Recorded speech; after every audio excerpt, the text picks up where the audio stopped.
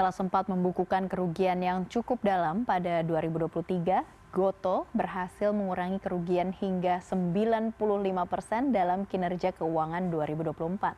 Sementara itu BCA akan membagikan dividen Rp300 per saham. Kemudian salah satu perusahaan bidang kesehatan, Modela Potensia, berencana segera melakukan penawaran umum saham perdana ataupun IPO dengan target Rp805 miliar.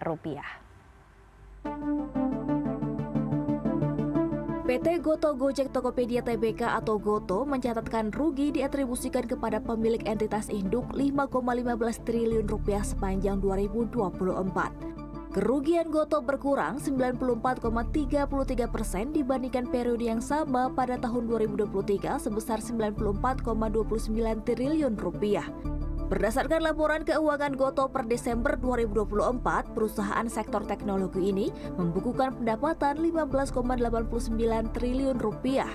Pendapatan naik 7,5% dibandingkan periode yang sama tahun 2023, yakni Rp14,78 triliun. PT Bank Sentral Asia Tbk atau BCA akan membagikan dividen tunai sebesar Rp300 per saham untuk tahun buku 2024. Jika memperhitungkan saham beredar perseroan sebanyak 123,28 miliar saham, maka nilai dividen yang ditebar senilai Rp36,98 triliun. Pembagian dividen itu akan berasal dari laba bersih sebesar Rp54,8 triliun pada tahun 2024. Sebelumnya, BCA tercatat telah membagikan dividen interim Rp50 per saham atau setara Rp6,1 triliun pada akhir 2024 lalu.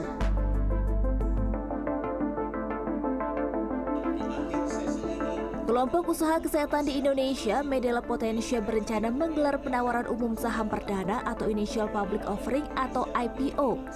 Dana IPO yang berpotensi terkumpul sebesar Rp805 miliar tersebut digunakan untuk mendukung rencana strategis dan inovasi serta ekspansi secara global.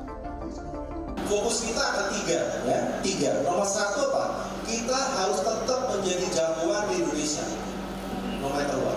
Tetapi kita juga berkeinginan untuk bisa melebarkan sayap ke ASEAN. Ini paling penting ya. Nomor kedua adalah tadi Pak Wimaro sudah cerita panjang ya kan mengenai B2B, B2C ya kan, AI ya kan, machine learning dan lain-lainnya.